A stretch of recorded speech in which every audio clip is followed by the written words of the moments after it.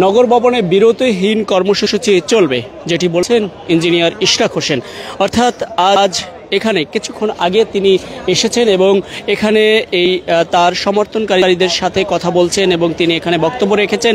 তিনি বলছেন যে নতুন কর্মসূচি ঘোষণার যেই দিয়েছেন সেটি হচ্ছে যে যদি ইশরাক হোসেনকে মেয়রের যেই দায়িত্ব বুঝিয়ে দেওয়া না হয়, সেটি যদি এখন পর্যন্ত সরকারের পক্ষ থেকে না করা হয়, তাহলে বিরতিহীনভাবে কিন্তু এখানে অবস্থান কর্মসূচি চলতে থাকবে, সেটি কিন্তু তিনি বলেছেন।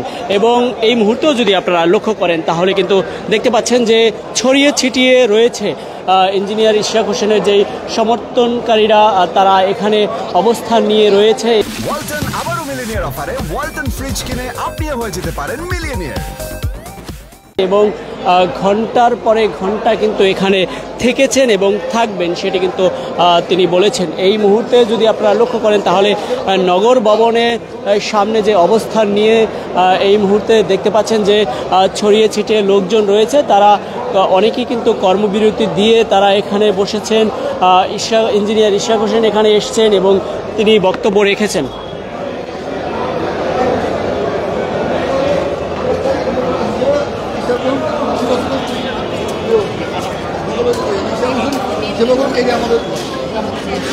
আজকে যেই ইশরাক হোসেন এসছেন এবং কি বলছেন, আপনাদের কি বলছে?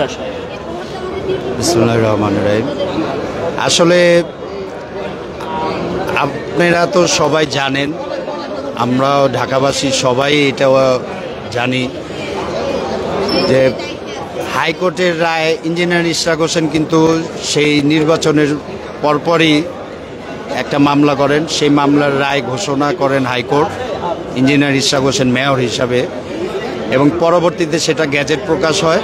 গ্যাজেট প্রকাশের পর সেটা হওয়ার পর কালবিলম্ব হওয়ার পর আজকে ইঞ্জিনিয়ার ইশরাক হোসেন আমাদের ঢাকাবাসীর উদ্দেশ্যে একটাই কথা বলে গেছেন, ঈদের পূর্বেও বলেছিলেন যে ঈদের কারণে এই অবস্থান কর্মসূচি স্থগিত ছিল, এবং সামনে যে ঈদের পরে আবার এই যে আমরা আজকে আবার অবস্থান কর্মসূচিটা আসছে, সেটার উদ্দেশ্যেই সে সবাইকে ধন্যবাদ এবং কৃতজ্ঞতা জ্ঞাপন করেছেন। এবং এই রায় ঘোষণার তার শপথ বাক্যর অনুষ্ঠানের আগ পর্যন্ত আমাদের এই অবস্থান কর্মসূচিটা থাকবে এবং পালাক্রমে তিনি আমাদের এই আন্দোলনটা চালিয়ে যাওয়ার ইচ্ছা পোষণ করে গেছেন।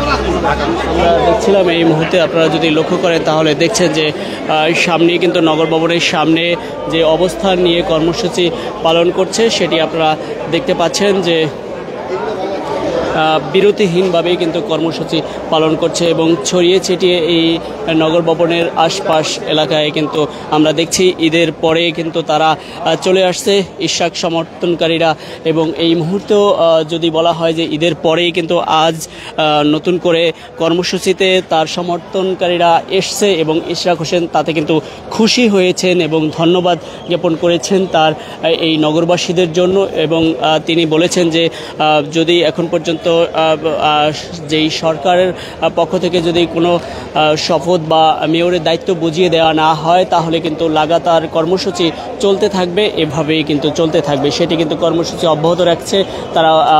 এখানে বলছে যে ঈদের ছুটিতে, অর্থাৎ ইশরাক সমর্থনকারীরা বলছে যে ঈদের ছুটিতে তারা ছিলেন এবং পরবর্তীতে আবার এসে কিন্তু নগর ভবনে তারা অবস্থান নিয়েছেন এবং কর্মসূচি নতুন করে দিচ্ছেন। এই ছিল আপডেট সর্বশেষ।